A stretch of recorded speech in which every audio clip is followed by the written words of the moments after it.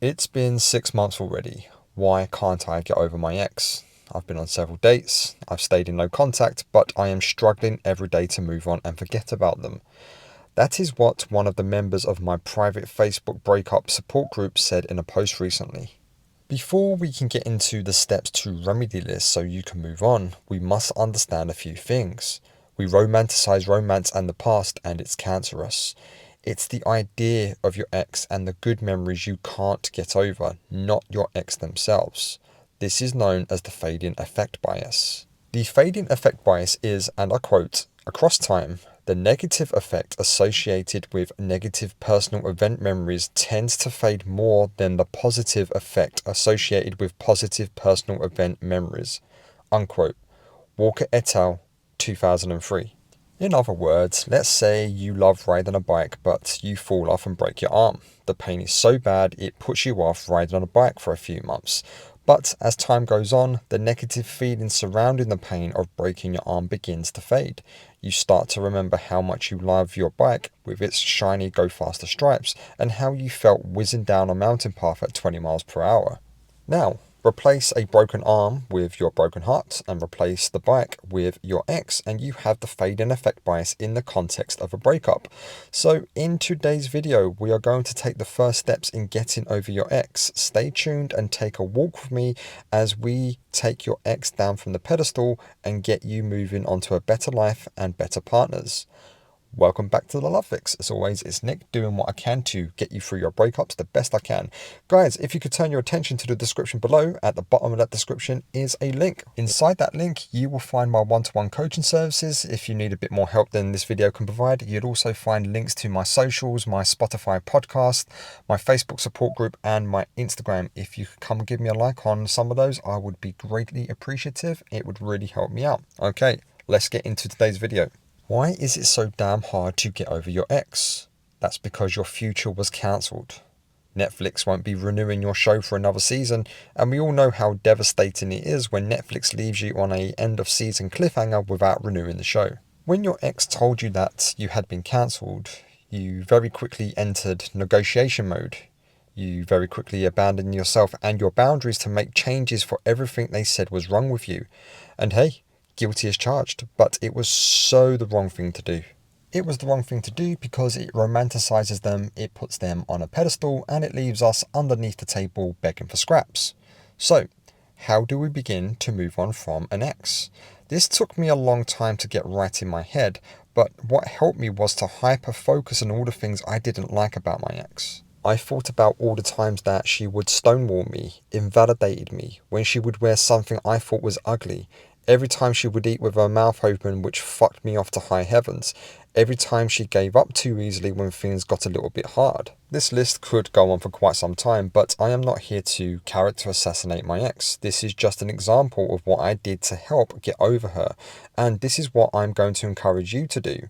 So let's start with writing down 5 things about your ex that repulsed you. I want you to make this as ugly as you can, so you must really give it to them. Take yourself back to that moment and hyper-focus on it.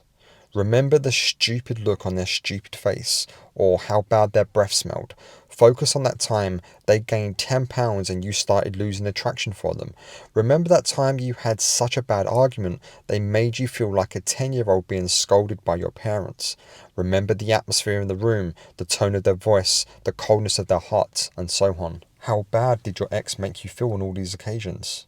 Hold on to that, because on the days when you're struggling and you feel like you can't get over them, remind yourself of all the shit they are shit at and how they made you feel. Rather than excessively thinking about all the good times, excessively think about all the bad times.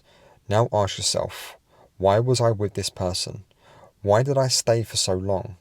Why wasn't I the one to dump them?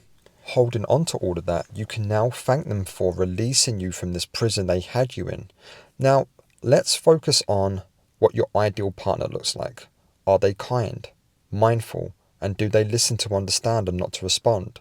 Can they communicate and have the hard conversations with you without the drama? Are they aligned with your lifestyle?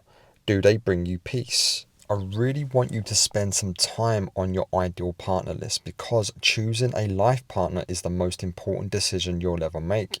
They don't have to be perfect, they just have to be good enough in the areas that matter to you. But here's the kicker. Do you reflect the things on your ideal partner list? Always remember, you are a reflection of what you attract. Therefore, if you are attracting wounded animals, it's because you too are wounded.